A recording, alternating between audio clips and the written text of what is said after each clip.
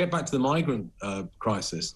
The consequences of this are unfathomable. I mean, apart from losing control, I mean, democratic control of your national border. Remember, the Tories in 2019 were elected on a mandate in their own manifesto to control the borders. That's what people voted for, and they haven't done it. They haven't, you know, they're not even close to doing it.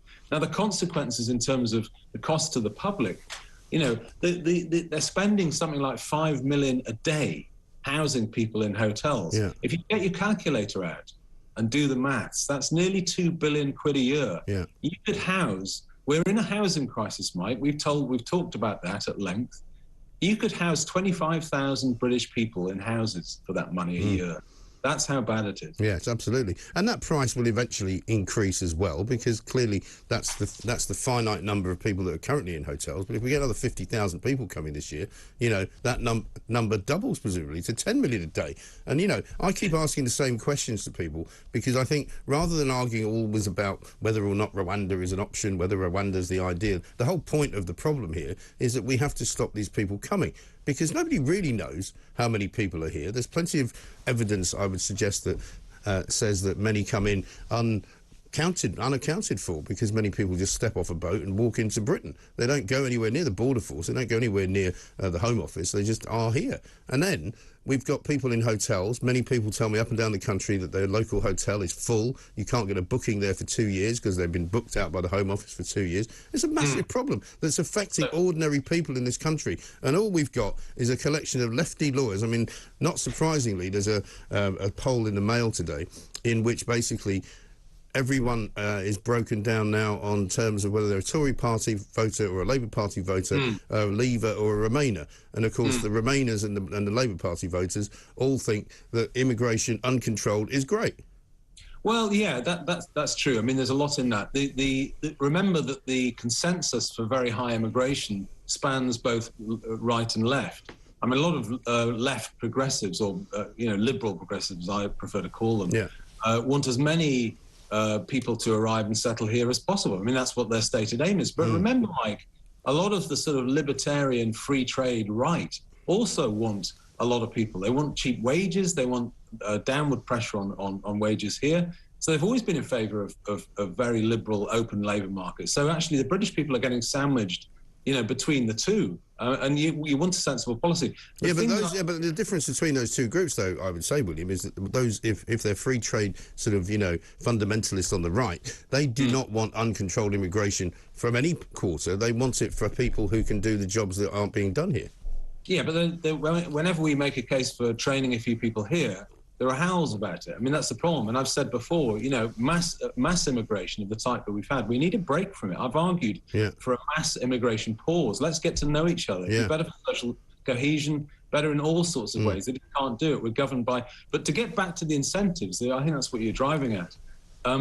We're governed by people that don't grasp the incentives. The migrants on the channel are acting rationally. I've made this point several times. Why wouldn't you, for the price, 5,000 euros, rock over here? You won't be removed. I mean, I agree with you to a point, but I also believe that what is not being played up as much as it should be is the criminal side to this whole enterprise, because my belief is that an awful lot of these people are on these boats because they've been kind of almost press-ganged into going on them. They're not that bothered about coming here, but they're told that if they come here they'll have a better life. They're also told that they can come for free, but then they will owe the money to the traffickers. And I think that's how this whole system works, that, the traffickers then get these people to go to work for them, so they're not actually benefiting us. They're not doing jobs that we need them to do. They're working in a sort of criminal economy. They are. That's absolutely true. It's a form of modern slavery. Actually, you should call it out as to what it is. The problem is the authorities in this country don't actually regulate. Maybe they don't have the resources to or the will to, but they don't actually regulate a lot of these pockets of modern slavery. Right.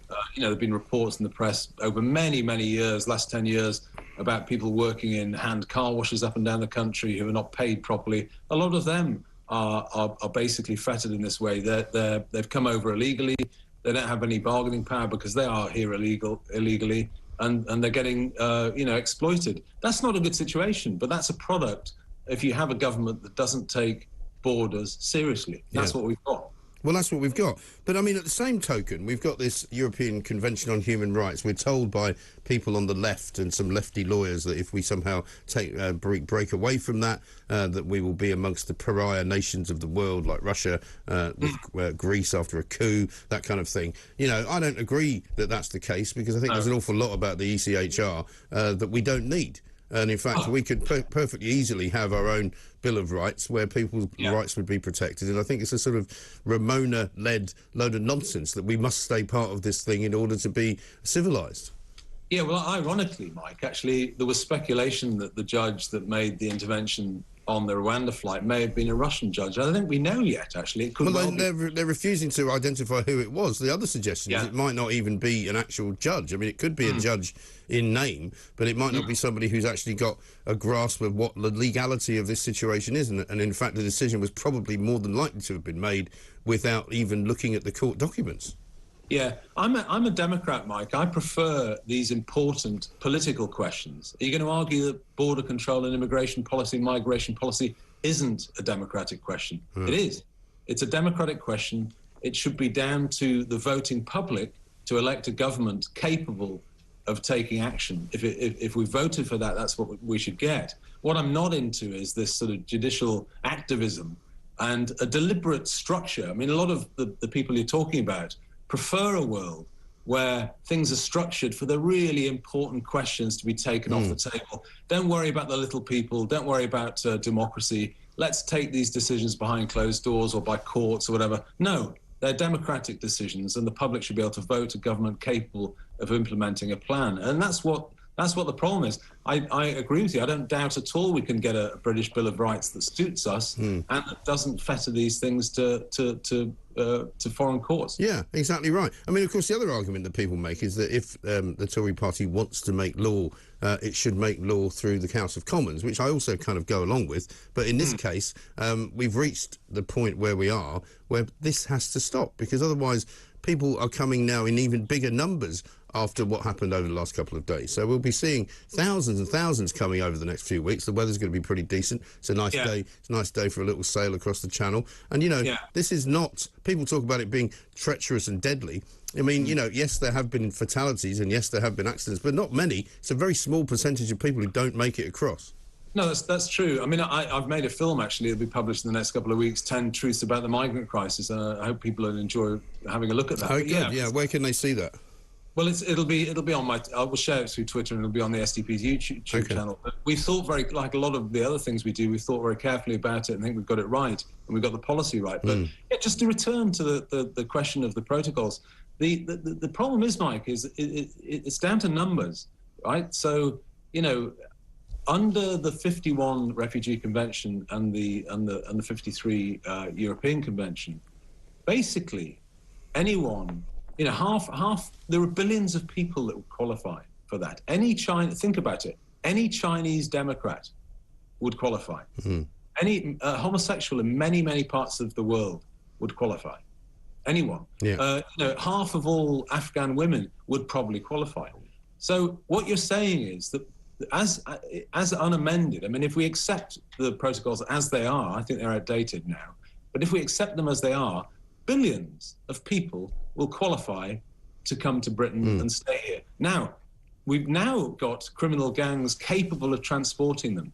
So those two things together just aren't going to work, I'm afraid. No, they really aren't. And as we've said at the top of the show, you know, times have changed. We're in a very different world. We are in a place where, as you say, people can move around with great ease. And let's face it, one of the reasons that the boats started to come was because we were quite successful in closing off the lorry method of coming over. You know, there was a time when more people came in lorries. Now hardly anybody does because they've made that secure. So they need to treat this the same way and make it impossible. And once again, there's been plenty of solutions offered up. Take them to Rwanda if you can, fine. If that works, great. I'd like it to. But, you know, at the same time, make it impossible for the boats to leave the shores of Normandy by any number of different means.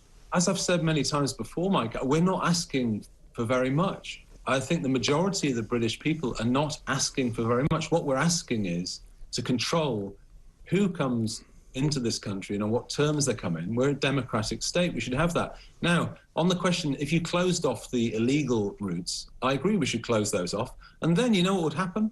More deserving migrants would come. Women and children in UN camps in proper war zones, they would be the ones you prioritise. That's what we should be doing. Not, on Sunday, I think it was last Sunday, a small boat arrived. I think a Tory MP, I can't remember his name, commented, and he said it was 30 lads, Albanian young men. Now, Albania is not a war zone. It's the EU talking about it being a member state.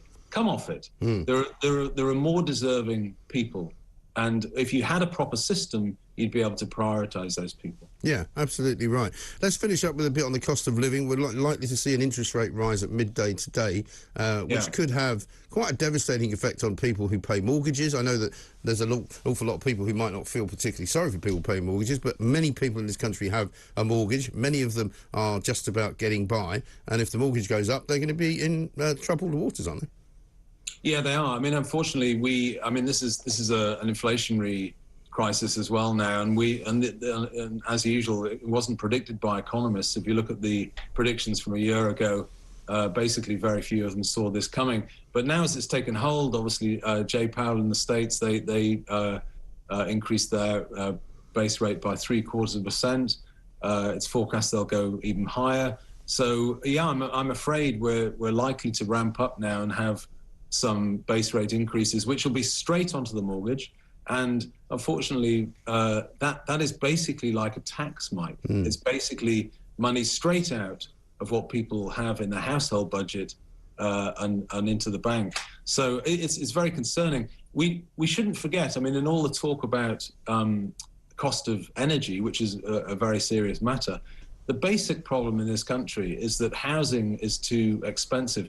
Housing is the biggest cost most families and households face.